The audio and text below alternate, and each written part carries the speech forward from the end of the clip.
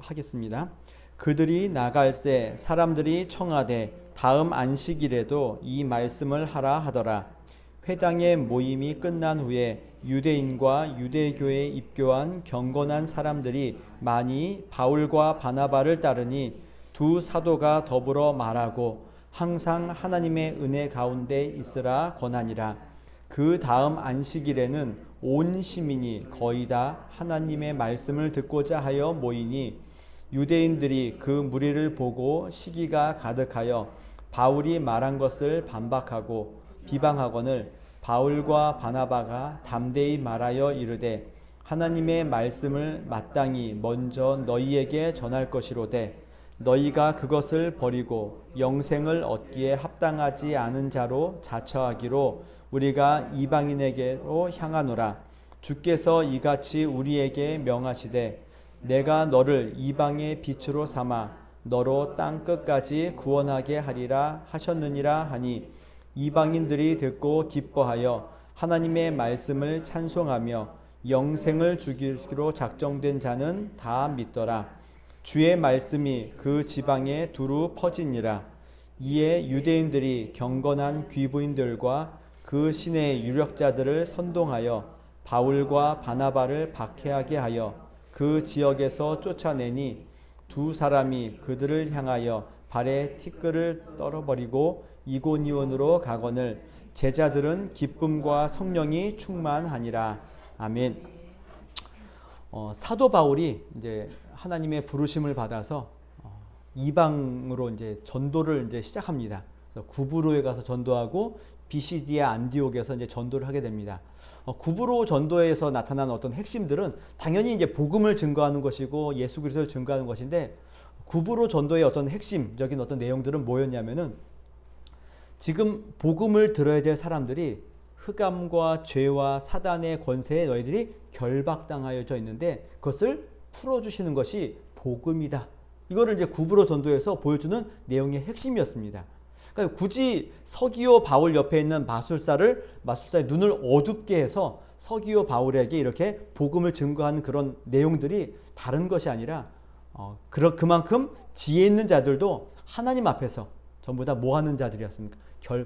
사단과 죄의 종노릇하고 있는 자들이었음을 보여주는 표였고 그들을 결박당한 것을 풀어주는 것이 복음이다 라고 이야기했다면은 비시디아 안디옥에서의 전도는 말 그대로 하나님의 약속, 하나님께서 너희에게 주신 그 약속이 예수 그리스도를 통하여서 성취되었다라는 겁니다. 그 성취가 뭐였냐면은 죄사함과 의롭다 하심을 얻게 하는 그 일에 예수 그리스도가 그 일을 하셨다. 그 증거로 그리스도를 죽음 가운데서 부활시키셨다. 이 내용인 겁니다.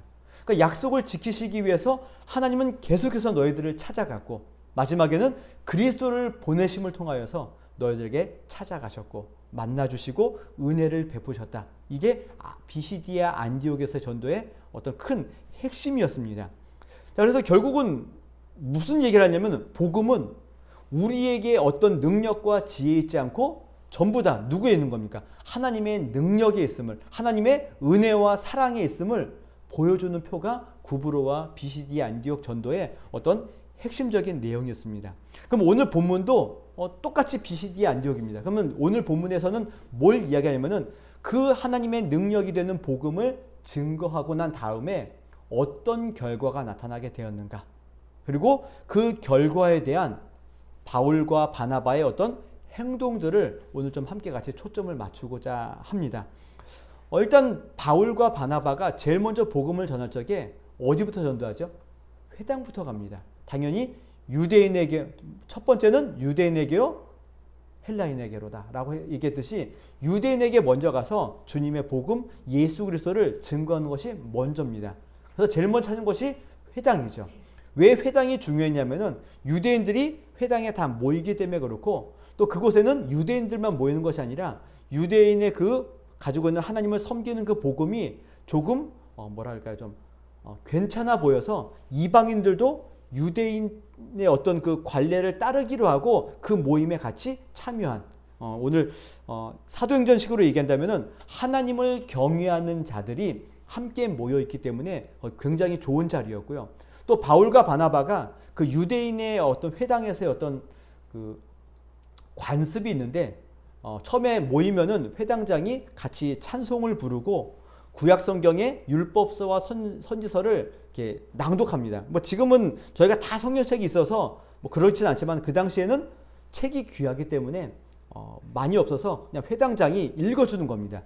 읽고 난 다음에 회당장이 주변에 있는 어떤 유명한 사람, 유력한 자들, 뭐 손님들을 청해서 어떤 말씀을 듣는 그런 게 이제 그 당시 유대 회당의 어떤 전통이었기 때문에 오늘 그 바울과 바나바도 딱 보니까 회당장이 보기에 어때 보입니까? 뭔가 좀 학식도 있어 보이고 뭔가 할 말이 있는 것처럼 보이기 때문에 그들에게 항상 먼저 이야기할 수 있는 권한을 주는 그 풍습을 바울과 바나바가 잘 이용해서 그렇게 안 하면은 어떻게 그 많은 사람들 앞에서 그리스도의 복음을 증거할 수 있는 기회가 없었겠지만 회당이라는 귀한 그런 자리가 있기 때문에 이 일을 지금 하고 있는 겁니다. 어쨌든 바울과 바나바가 복음을 증거합니다. 근데 재미있는 것은 이 바울과 바나바가 함께 같이 갔는데 말은 설교는 누가 했나요? 바울이 하죠. 이게 당연히 우리는 바울이 위대한 사도이기 때문에 바울이 하는 게 당연하겠지만 지금 이 당시에는 바울과 바나바 가운데 누가 선임입니까? 사실 바나바가 선임이죠. 그렇죠? 바나바가 선임이고 바울을 바울 되게 한 일에 누가 큰 일을 했죠? 바나바가 바울을 천거하고 바울을 데리고 오지 않았다면은 이런 일들은 일어나지 않았겠죠. 근데 지금 바나바가 아닌 누가 나타나서 얘기하죠? 바울이 한다고요. 참 이게 오늘날 같으면은 있을 수 없는 일인 거죠. 있을 수 없는 일인 거죠. 담임 목사님과 전도사님이 함께 같이 뭐 흔히 얘기하는 선교 여행을 가가지고 단기 선교를 갔는데 거기에 있는 어떤 그 교회 예배당에서 설교를 청하는데 담임 목사님이 안 나가고 누가 나가죠? 전도사가 나가는 겁니다. 이게 가능한 건가요? 사실 좀 되게 애매하죠. 뭐 전도사가 나갔다고 해서 이게 문제될 건 아니지만 뭔가 좀 약간 질서상 좀 뭐가 문제가 있어 보이는 듯한 우리의 정서상. 그러나 바나바는 그 일에 대해서 절대 불평하거나 불만을 표하지 않은 거죠. 그리고는 그 일에 대해서 전혀 뭐 꺼리끼지 않냐고 순종하는 모습이 보이는 겁니다. 왜 그랬을까요? 바울이 뛰어난 것을 인정했기 때문에 아니요. 성령께서 바울을 지목하셨고 또 바울이 설교하는 것이 하나님의 뜻이기 때문에 거기에 지금 순종하고 있는 겁니다. 내가 선임인데 내가 더 먼저인데 내가 쟤를 데리고 왔는데 이런 게 있는 것이 아니라 하나님의 말씀 하나님의 뜻이라면은 내가 나이가 많고 내가 선임이고 뭐가 뛰어나다 할지라도 하나님의 뜻에 순종하고 있는 바나바의 모습이 보이는 겁니다. 굉장한 사람인 겁니다. 오늘 뭐 전체적인 맥락과는 관계없지만 굉장한 일을 지금 바나바가 본문에는 그런 얘기 없습니다. 그러나 굉장히 놀라운 일을 지금 바나바가 하고 있는 겁니다. 우리의 본성과 우리가 가지고 있는 어떤 정서에 전혀 맞지 않는 그러나 그 일이 하나님의 말씀에 순종하는 일이라면은 그 일을 그냥 하고 있는 이 모습이 보여지는 겁니다. 자, 이렇게 설교를 했습니다. 어쨌든 바울이 설교를 했고 바나바는 그 일에 순종하면서 그냥 가만히 있습니다. 그러나 이 전도의 결과가 어떻게 되냐면은 두 가지 반응이 나타납니다. 두 가지 반응. 첫 번째는 뭐냐면은 바나바와 바울을 따르는 자들이 생겼습니다. 여기 42절에 보면은 그들이 나갈 때 사람들이 청하되 다음 안식일에도 이 말씀을 하라 하더라. 회당의 모임이 끝난 후에 유대인과 유대교에 입교한 경건한 사람들이 많이 바울과 바나바를 따르니 두 사도가 더불어 말하고 항상 하나님의 은혜 가운데 있으라 권하니라. 따르는 자들이 생겼습니다. 그러니까 사실은 바울과 바나바를 따랐다기보다는 하나님의 말씀에 힘입어서 말씀을 전하는 자들을 따라가는, 그러니까 하나님의 말씀을 따라가는 자들이 생긴 겁니다. 또 44절에 보면은 그 다음 안식일에는 온 시민이 거의 다 하나님의 말씀을 듣고자 하여 모이는 일이 생겼습니다. 따르는 자들, 모이는 자들. 하나님의 말씀에는 이런 반응이 있다 했습니다. 따르는 자들, 모이는 자들, 믿는 자들, 이들이 생기게 되어져 있는 겁니다. 근데 이런 자들만 있는 것이 아니라 또 다른 반응이 있습니다. 비방하는 자들, 비방하는 자들. 45절에 보면은 유대인들이 그 무리를 보고 시기가 가득하여 바울이 말한 것을 반박하고 비방하거늘. 근데 비방을 이제 뛰어넘어서 50절에 보면은 이에 유대인들이 경건한 귀보인들과 그 신의 유력자들을 선동하여 쫓아내니, 쫓아내는 일들이 생기게 되는 겁니다. 비방할 뿐만 아니라 박해하고 쫓아내는 일까지 이들이 지금 하게 되는 겁니다. 두 부류가 생겼죠. 첫 번째 부류는 뭐였죠? 따르는 자들. 두 번째 부류는 비방하고 박해하고 쫓아내는 자들인 겁니다. 그러면 이제 두 번째부터 본다면은 그럼 왜 이들은 비방하고 박해하고 쫓아냈는가라는 겁니다. 왜 하나님의 말씀을, 바울이 무슨 뭐 그들을 유대인들을 비방하거나 유대인들을 깎아내리거나 뭐 하지 않았다는 겁니다. 그냥 하나님의 말씀, 하나님의 약속, 하나님의 뜻을 전했을 뿐인데 그것이 왜 그들에게는 비방과 쫓아냄과 박해의 근거가 되었냐라는 거죠. 바울이 정말 뭐 선동했나요? 사람들과 선동해서 유대교 갈 필요 없다고, 회당에 갈 필요 없다고, 유대인들 쟤들이 예수님 죽였다고, 나쁜 놈들이라고, 그렇게 하지 않았다는 겁니다. 그냥 하나님의 말씀을 증거한 겁니다. 근데 왜 그들이 비방을 했는가라는 겁니다. 내용은 사실 여기에 있습니다. 47절에 보면은 주께서 이같이 우리에게 명하시되 내가 너를 이방의 빛으로 삼아 너로 땅끝까지 구원하게 하리라 하셨느니라 하니. 우리가 보면 이 부분이 어떻습니까? 막 굉장히 은혜롭고 역시 하나님의 사랑은 뭐 넓고 크시고 이렇게 보겠지만 이 이야기를 지금 누가 들었죠? 이방인들이 아니라 유대인들도 들은 겁니다. 그러니까 유대인들 입장에서는 이 이야기가 뭐처럼 여겨지나요? 조금 불편한 겁니다. 그냥 불편한 겁니다. 왜 불편했는가라고 했저게 유대인들은 자기들만의 어떤 하나님을 알고 있는 거죠. 그러니까 하나님은 모든 자들의 하나님이 아니라 누구의 하나님인 거죠? 유대인들의 하나님인 것처럼 여겨지는 겁니다. 그렇기 때문에 오늘 여기 43절에도 보면은 유대인과 유대교에 입교한 경건한 사람들. 그러니까 경건한 자들은 다 어디에 입교해야 되죠? 유대교에 입교해야 되는 겁니다. 유대교에 입교를 해야지만 이들이 자기의 회원으로 받아주는 겁니다. 나중에 이 문제가 뭘로 발전되나요? 할례를 했느냐 안 했느냐, 율법을 지키느냐 안 지키느냐, 여기까지 이 문제를 끝까지 끌고 가는 겁니다.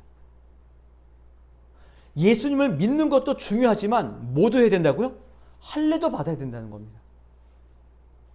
예수를 믿는 것도 중요하지만 뭘 해야 돼? 율법도 지켜야 된다는 겁니다. 당연히 율법을 지켜야 되는 게 맞지만 이들이 얘기하는 율법은 지켜야지만 구원을 얻는다 이겁니다. 우리는 구원을 얻었기 때문에 하나님의 말씀대로 살아가는 것인데 이들은 믿음 플러스 하나님을 믿는 믿음 더하기 율법을 지키는 것이 있어야지만 구원을 얻는다는 겁니다. 그러니까 결국은 뭐가 되는 거죠? 유대인들이 되어야지만 된다는 겁니다. 그런데 사도 바울이 와서 그들에게 뭐라고 얘기한다고요? 너희들이 이 믿음을 믿지 않으니 나는 너희들이 아닌 이방인에게로 가서 복음을 증거하겠다. 하나님도 이렇게 말씀하셨다. 내가 너를 이방의 빛으로 삼아 너로 땅끝까지 구원하게 하리라. 여기에 유대인들이 화가 난 겁니다. 제가 지난주에도 말씀드렸지만은 유대인들이 예수님을 죽인 이유가 뭐죠? 자기들이 원하는 메시아가 되지 않았기 때문인 겁니다. 그래서 일주일 전까지만 해도 예수님이 예루살렘에 입성하게 되자 호산나 다윗의 자손이여 그분을 찬송했던 자들이 뭘로 변하죠? 무서운 사람들로 변해서 예수님을 죽여라. 그리고 누구를 살려주라고요? 바라바를 살려줘라. 이렇게 되는 겁니다. 빌라도의 보고서라는 어떤 옛날 문서가 있는데 거기에 보면은 빌라도가 유대인들 향하여서 이들을 뭐라고 표현하면 이들은 폭도 같고 성난 군중 같더라. 말 그대로 못 살겠다는 거죠. 그냥 뭔가 뒤집어 엎을 것처럼 정말 무슨 큰 불만이 있어서 성난 군중들 같고 막 굶주리는 어떤 짐승들처럼 울부짖는 모습이었다라고 보여지는 겁니다. 예수님이 그렇게 잘못하신 건가요? 유대인들에게는 하나님의 열심과 하나님의 약속 이런 것들을 붙들고 있기 때문에 이것이 자기들의 뜻과 의견과 달라질 적에 이렇게 성난 군중이 되는 모습이 보여지는 겁니다. 그래서 바울과 바나바를 박해하고 핍박하는 이유 다른 게 없습니다. 왜 우리의 허락 없이 이방인들을 너희들 마음대로 구원의 자리로 인도하느냐. 이게 뭐라고요? 마음에 들지 않는 겁니다. 이것이 이들의 분노의 원인이 여기에 있는 겁니다. 그러니까 결국은 하나님을 향한 열심들, 하나님의 약속을 향한 열심들, 이것이 있기 때문에 이방인들이 손쉽게 자기들의 자리로 들어오는 것이 마음에 들지 않는 겁니다. 본인들은 하나님의 약속을 붙들고 소망을 붙들고 어렸을 때부터 말씀을 듣고 외우고 지키고 이렇게 살아왔는데 갑자기 이방인들은 지 멋대로 살다가 갑자기 툭 들어와서 주님을 믿으면 구원을 얻는다. 이래 버리니 이들이 화가 나는 거죠. 분이 나고 이 일 때문에 끝까지 바울을 죽이고 박해하고 쫓아다니는 이유가 여기에 있는 겁니다. 바울을 대적했던 자들이 사실 알고 보면은 이방인들이 아니라 누가 많이 대적하나요? 유대인들이죠. 나중에 어떤 사람들이 생기죠? 바울을 죽이지 않고서는 나는 밥도 물도 안 마시겠다. 이 결사들이 생기는 겁니다. 바울이 뭐 굳이 그렇게까지 그러니까 자기들을 비난하는 것이 아니라 누구를 지금 비난하는 것처럼 보이는 거죠. 유대인들 입장에서는 하나님의 약속과 하나님의 은혜를 바울이 다 뒤집어 엎는 것처럼 보이는 겁니다. 자기들의 근간인 종교를 뒤집어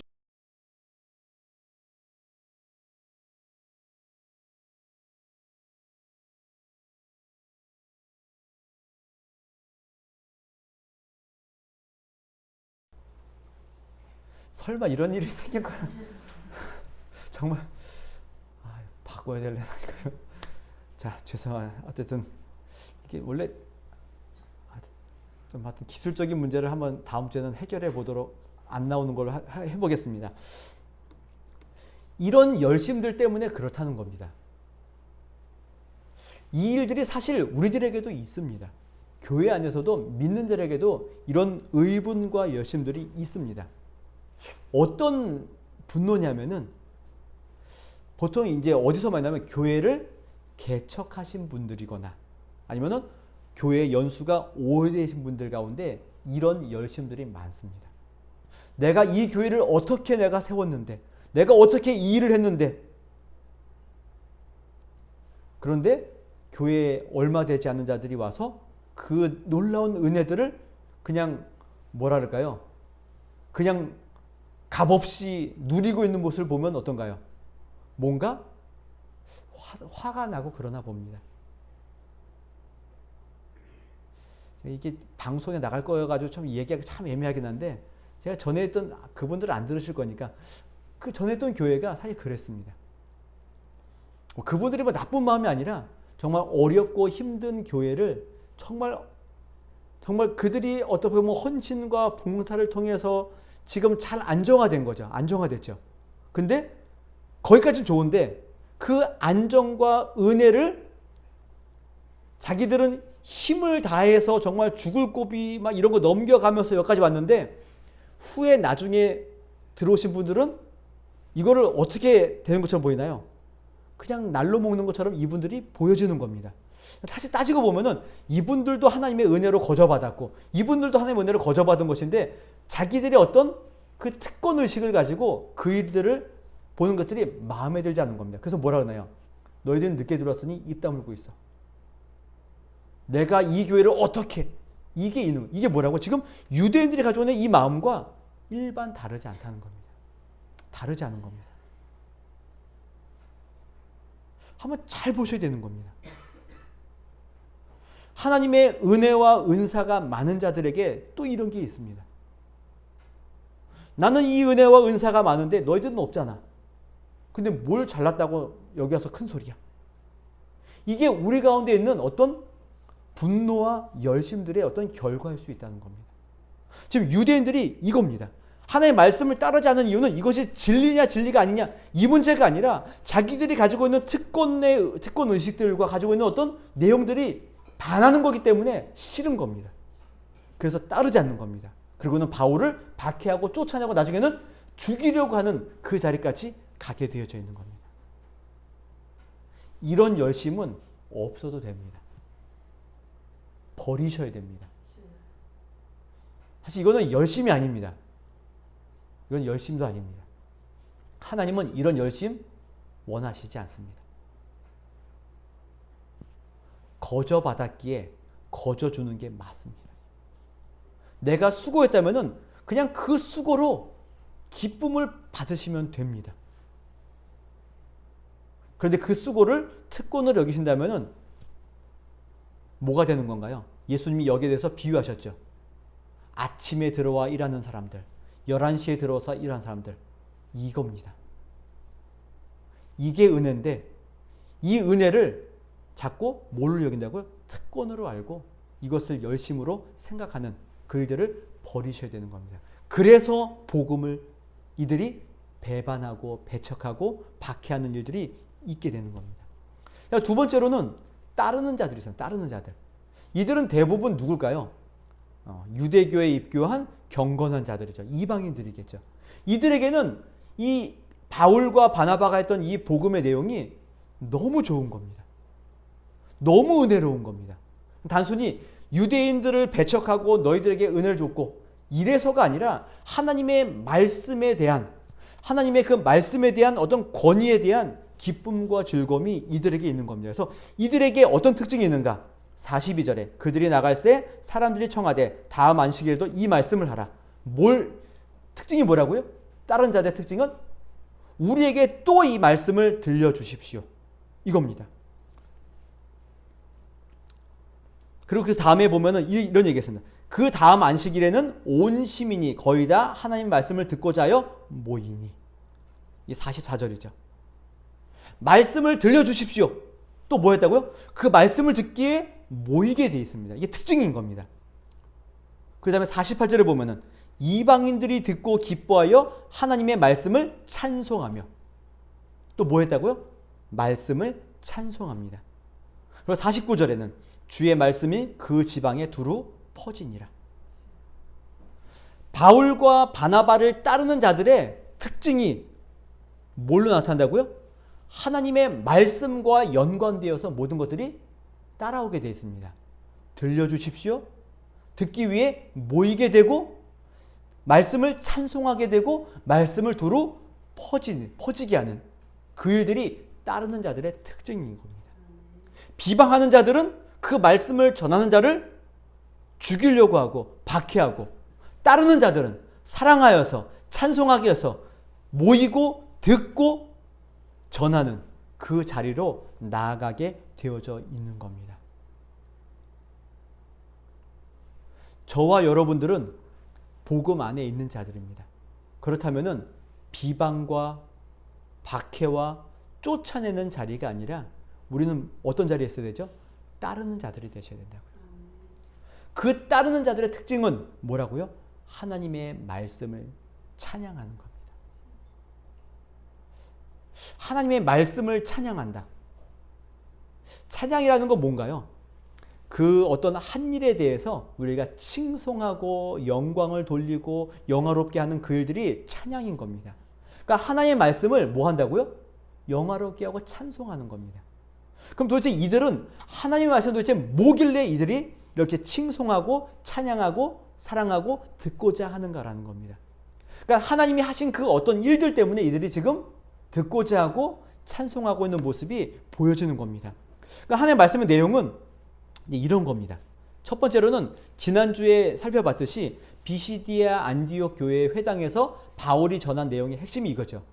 하나님께서 그리스도를 통하여서 죄사함과 의롭다 하심을 얻게 하셨다라는 겁니다. 그 일들을 하나님께서 주셨다라는 겁니다.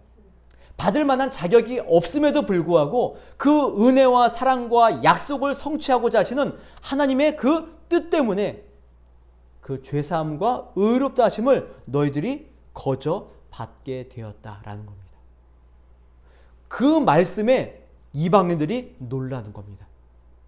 우리는 자격이 없는데 그저 간신히 유대교에 입교해서 하나님을 지금 찬송하는 그런 자들인데 이들은 거기에 들어가서 뭐 했을까요? 우리는 아직 멀었어. 아직 힘들어. 이렇게 했죠. 그런데 바울이 와서 아니라고. 하나님께서 너희들에게 빛을 비춰주셨고 은혜를 주셨고 복음을 줬고 너희들도 죄사함의 은혜를 받았다. 그 얘기라니 얼마나 기쁘겠냐는 거죠. 안 될 줄 알았는데 못 받을 줄 알았는데 우리가 지금 멀었는 줄 알았는데 이미 그 자리에 들어왔다는 겁니다. 얼마나 기쁘겠냐는 거죠. 이방인들이 이 일 때문에 그 하나님의 은혜 때문에 지금 찬송을 하고 있는 겁니다. 그 하나님의 말씀에는 뭐가 기들어져 있는 거죠? 하나님의 절대적인 권위가 거기에 들어있는 겁니다. 하나님께서 뭐 이방인들을 잘 설득해서 야 내가 너희들을 구원할 거니까 너희들 이런 것 좀 해. 이런 거 하면은 내가 구원해 줄게. 이러시지 않았다는 겁니다. 그저 뭐 했다고요? 하나님의 말씀의 선포. 하나님이 하신 일들을 그들에게 증거한 겁니다. 거기에 이들이 은혜로 여기고 있다는 거죠. 오늘 본문에 보면은 참 특이한 일이 있습니다. 바울과 바나바가 하나님의 말씀을 증거하고 유대인들이 거의 그 일에 대해서 방해하고 반대하게 되자 바울과 바나바가 이렇게 이야기합니다. 46절에 보면은 바울과 바나바가 담대히 말하여 이르되 하나님의 말씀을 마땅히 먼저 너희에게 전할 것이로되 너희가 그것을 버리고 영생 얻기에 합당하지 않은 자로 자처하기로 우리가 이방인에게로 향하노라. 이 얘기는 뭐죠? 너희들이 안 들으니까 난 이방인에게로 간다. 이겁니다. 이 말이 여러분 어떻게 들리시나요? 조금 약간 좀 이렇게 제가 좀 저속하게 이야기한다면은 이 말이 뭘로 들리나요? 좀 약간 재수없게 들리죠. 난 얘기했어? 니들이 안 들었어? 니네 책임이야? 나 간다. 이겁니다. 안 들었으니까 니네가 손해야? 너네가 잘못한 거야? 난 할 만큼 했어. 이런 내용인 겁니다. 바울과 바나바가 이런 겁니다. 복음을 증거했는데 안 들어? 오케이. 끝. 난 너희들한테 이제 안 해. 이방인으로 간다. 너희들 잘못이야. 그리고는 마지막에 어떻게 되나요? 51절에 두 사람이 그들을 향하여 발에 티끌을 떨어버리고 이고니온으로 가거늘. 먼지를 다 털어버리는 겁니다. 난 너희들과 이제 상종 안 할 거야. 털고 가버리는 겁니다. 바울과 바나바의 이 말과 행동들이 좀 약간 무책임해 보이기도 하고 좀 약간 좀 별로인 거죠. 뭔가 인간적인 매력도 없고 뭔가 사람이 좀 이렇게 피도 눈물도 없는 사람들처럼 보이는 그런 모습인 거죠. 분명히 사랑이 많다면 어떻게 됩니까? 야, 너희들 하나님 경외하는데 왜 그러냐? 다시 한번 들어봐. 좀 해봐. 이래야 좀 뭔가 복음 같고 뭔가 좀 사랑이 많은 사도들처럼 보이지 않을까요? 그러지 않습니다. 단호하죠. 안 들어? 끝. 이겁니다. 그런데 이방인들은 그 얘기를 듣고 기뻐하고 즐거워한다고요. 유대인들은 싫어하고. 여기에는 뭐가 있냐면은 복음은 이런 거라는 거죠. 복음은 하나님의 능력이기 때문에 뭐 이것을 내가 잘 전달해서 그들을 설득하겠다 이게 아닌 겁니다. 하나님은 이 일을 이루셨다는 겁니다. 나는 뭐 하겠다고요? 증거하겠다는 겁니다. 그러니 듣고 안 듣고는 자기들의 소관이 아닌 거죠. 말씀의 권위와 능력은 하나님께 있기 때문에 모든 능력과 권위는 하나님께 있음을 알기 때문에 지금 이 이야기를 하는 겁니다. 피도 눈물도 없기 때문에 이런 얘기를 하는 것이 아니라 하나님의 말씀을 듣고 복음을 듣고 믿고 안 믿고의 이 모든 힘과 능력은 자기들에게 없고 하나님께 있기 때문에 여기는 아닌가 보다 하고 털고 가는 겁니다. 이게 바울과 바나바가 가지고 있는 하나님의 말씀에 대한 권위를 이런 방식으로 지금 표현해내고 있는 겁니다. 하나님은 우리에게 설명하지 않습니다. 잘 설명하지 않습니다. 희한하죠. 우리를 설득하기 위해서 뭘 하시지 않습니다. 하나님은 그저 나는 이러한 하나님이야. 나는 이러한 하나님이야. 그냥 자신의 어떤 약간 뭐랄까요? 절대적인 어떤 군주처럼 그냥 이야기하고 끝이 나는 겁니다. 창세기 1장 1절이 뭐죠? 태초에 하나님이 천지를 창조하시니라. 어떻게 보면 이보다 더 황당한 얘기가 없을 수 있습니다. 뭐 천지가 하나님 만들어 이게 황당한 게 아니라 하나님이 누구이신지 하나님이 뭘 이런 설명 없고 다짜고짜 뭐 한다고요? 하나님이 세상 만들었어. 내가 만들었어. 그리고 끝나는 겁니다. 내가 이 세상 만들었어. 난 이런 하나님이야. 그냥 이야기하고 끝나는 겁니다. 참 희한하죠. 하나님의 복음은 이렇다는 겁니다. 하나님의 말씀은 이렇다는 겁니다. 이런 권위와 어떤 이런 절대적인 어떤 힘과 능력을 가지신 하나님의 말씀에 대해서 지금 이방인들이 듣고 놀라는 겁니다. 그리고 찬송하는 겁니다. 하나님도 이제 누구이시길래 우리같이 자격 없는 우리들에게 이런 은혜와 사랑을 베푸시는가? 어떻게 우리를 이런 방식으로 은혜를 주시는가? 구원하시는가? 거기에 지금 감격하고 찬송하고 있는 이방인들이 보이는 겁니다. 그 사실을 알기 때문에 바울과 바나바도 그냥 안 되면은 그냥 돌아서는 겁니다. 거기에서 뭐 더 하려고 노력하고 하지 않습니다. 이게 하나님의 말씀의 뜻이 여기에 있습니다. 지금은 이분이 지금 활동하지 않지만은 제가 처음 막 전도사 막 신학교 들어갈 때만 해도 그 전도하시는 분 가운데 고구마 전도왕 혹시 기억나시나요? 김기동 집사님 기억하시나요? 그분 고구마 전도인데 그 핵심이 뭐였나요? 찔러보고 고구마가 어떤가요? 익었나 안 익었나 찔러봐서 들어가면 익은 거고 안 들어가면은 안 들어가고 안 익었기 때문에 기다리는 거죠. 그분도 같습니다. 전도를 어떻게 한다고요? 전화해서 반응이 안 좋으면 아직 안 익었구나. 돌아가고 받아들이면 익었구나. 이겁니다. 굉장히 단순하죠. 그러나 이게 하나님의 말씀에 대한 권위를 아는 자들의 어떻게 보면 특징일 수 있는 겁니다. 바울이 바로 그겁니다. 이야기에서 안 들으면은 아직 아니구나. 돌아서는 것이고 들으면 그들에게 또 전하는 이 모습인 거죠. 제가 뭐 김기동 집사님을 뭐 이렇게 뭐 맞다 뭐 그게 뭐 옳은 방법이다 그게보다는 그런 방식으로 지금 하고 있다는 겁니다. 오늘 바울과 바나바도 그런 겁니다. 그래서 오늘 48절에 보면은 이런 말씀이 있죠. 영생을 주시기로 작정된 자는 다 믿더라. 사도 바울이 복음을 증거해서 믿는 자들이 생기고 주의 말씀을 찬송하는 자들이 생겼는데 이 일은 다 뭐 때문이라고요? 하나님께서 영생을 주기로 작정된 자들이 다 믿는 겁니다. 따르는 자들은 다 믿게 되어져 있는 겁니다. 그 때와 그 시는 아무도 모르는 겁니다. 그러나 작정된 자들은 다 믿게 되어 있습니다. 사도 바울이 스데반의 설교를 듣고 믿지 않았습니다. 그러나 때가 되자 하나님을 믿고 이방인의 사도로 부름을 받는 겁니다. 하나님께서 바울을 택하였기 때문에 그를 작정하였기 때문에 그가 믿고 돌아오는 겁니다. 이런 하나님의 절대적인 권위와 말씀의 권위를 바울이 알기에 이런 표현을 하고 있는 것이고 그 내용을 알기에 이방인들도 하나님의 말씀에 찬송하고 있는 모습이 보여지는 겁니다. 오늘 저와 여러분들도 하나님의 말씀을 사랑하고 하나님의 말씀을 따르고 이 일들을 전하기를 작정하는 여러분들에게도 이런 겁니다. 그 말씀이 나에게 유익이 되고 이런 것이 아니라 정말 하나님의 놀라운 능력과 권위가 그 말씀에 있기 때문에 그 말씀을 사랑하고 그 말씀을 찬양하는 일들이 있으셔야 되는 겁니다. 하나님의 말씀이 진리이기 때문에 그 말씀을 사랑하셔야 되는 겁니다. 그래서 그 말씀을 찬양하셔야 되고 그 말씀을 전하셔야 되는 겁니다. 말씀이 진리가 아니라면 우리는 굳이 전할 필요가 없는 겁니다. 진리이기 때문에 그 일을 하는 겁니다.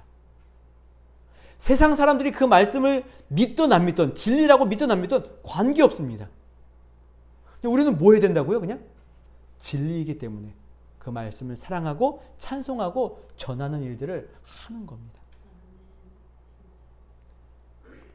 고린도전서 13장에 보면은 사랑에 대한 이야기가 쭉 나오는데 그 사랑 가운데 사랑의 특성 가운데 뭐가 있냐면은 진리와 함께 기뻐하다 이게 있습니다. 사랑은 뭐라고요? 진리와 함께 기뻐하는 겁니다. 저와 여러분들이 하나님의 말씀을 사랑하고 하나님의 말씀을 우리가 정말 찬양한다면은 그 말씀이 진리됨으로 인하여서 기뻐하셔야 됩니다. 그 기쁨이 저와 여러분들 가운데 있으셔야 되는 겁니다. 하나님의 말씀을 정말 찬송하십니까? 그 말씀을 따르기를, 그 말씀을 듣고 따르기를, 전하기를 우리가 작정하셨습니까? 그러면 먼저 그 말씀을 향한 진리됨에 대한 사랑과 찬송이 우리 가운데 있어야 됩니다. 흔들림 없이 그 일들을 가지고 증거하는 일들이 필요하십니다. 그래서 사도 바울도 그 진리 때문에 그 박해와 그런 핍박 가운데서도 어떻게 하죠? 전하는 거죠. 또 다른 곳에 가서 전하는 겁니다. 바울이 뭐라 그러나요? 성령께서 나에게 네가 어느 성으로 가든지 박해와 환난과 핍박이 있을 것이다 라고 알려주신 겁니다. 그런데 그 말씀이 진리이기 때문에 그 박해와 핍박 가운데서도 뭐하죠? 가는 겁니다. 가는 겁니다. 그 두렵고 어려운 일들을 사랑하기 때문에 찬송하기 때문에 가는 겁니다. 오늘 이 일을 오늘 저와 여러분들이 하셨으면 좋겠습니다. 그래서 제가 아까 광고 시간에 얘기했죠. 비대면 전도의 할 적에 계속 이걸 나가야 되나 말아야 되나 욕먹을까 계속 두려움에도 불구하고 그 말씀이 진리이기 때문에 멈출 수 없기 때문에 전해야 되기 때문에 하자는 겁니다. 우리의 허물과 우리의 잘못 때문에 욕먹는 거라면 당연하겠지만 주님의 복음 때문에 욕먹는 거라면 함께 같이 듣자는 겁니다. 모르겠습니다. 우리가 저기 설치해 놓으면 사람들이 어떤 반응을 보일지 가면서 욕을 할런지 뒤집어 엎을런지 우리는 모르지만 그래도 그것이 진리고 우리가 해야 될 지금 우리가 할 수 있는 가장 작은 헌신이라면 하자는 겁니다. 하자는 겁니다. 짐 엘리엇 선교사님이 있습니다. 이분은 에콰도르의 이제 원주민을 다 아시죠? 정말 아무것도 못 해보고 그냥 돌아가셨던 분인데 그분이 쓴 어떤 그 대학 때 썼던 일기장이 있는데 거기에 이런 표현이 있대요. 주님 성공하게 하소서. 높은 자리에 오르는 성공이 아니라 제 삶이 하나님을 아는 가치를 드러내는 전시품이 되게 하소서. 어떻게 됐나요, 정말? 어떻게 보면 진짜 전시품이 되셨죠. 주님의 복음을 위해서 기꺼이 자신을 드리는 그 일을 한 겁니다. 주님의 복음과 하나님의 말씀을 사랑하고 찬송하고 진리로 알기에 그 일을 감당했던 겁니다. 근데 놀라운 사실은 그들이 원주민에게 죽임을 당할 적에 그분들의 품에 뭐가 있었다 그러나요? 권총이 있었습니다. 근데 한 발도 쏘지 않았다는 겁니다. 이걸 쏘는 순간 뭐가 되나요? 그들을 사랑하지 않는 것이 되기 때문에 안 쏜 겁니다. 그렇다고 여러분들에게 죽으면 우리 같이 죽으러 갑시다 이 얘기를 하자는 게 아니라 하나님의 말씀을 사랑한다면 그 말씀이 진리라면 이런 어려움이 나에게 있는 것을 알고도 걸어가시자라는 겁니다. 그래서 바울과 바나바가 모든 지역을 계속 돌아다니는 것이고 또 그 일들 때문에 여기 맨 마지막에 좀 웃기긴 하지만 제자들은 기쁨과 성령이 충만하니라. 아니 자기들에게 말씀을 했던 바울과 바나바는 박해받고 쫓겨났는데 거기에 있는 제자들은 뭐 한다고요? 기쁘고 즐겁다는 겁니다. 왜 그럴까요? 사실 슬퍼해야 될 일임에도 불구하고 기쁘고 즐거운 이유는 다른 것이 아닌 겁니다. 복음을 알기 때문에 진리를 알기 때문에 하나님의 말씀을 알기 때문에 그 일을 하는 겁니다. 그 일을 설명했기 때문에 바울과 바나바는 다른 곳으로 간 것이고 그 일을 알기 때문에 제자들은 기쁜 겁니다. 오늘 저와 여러분에게도 이러한 진리의 기쁨을 함께 누리는 은혜가 있었으면 좋겠습니다.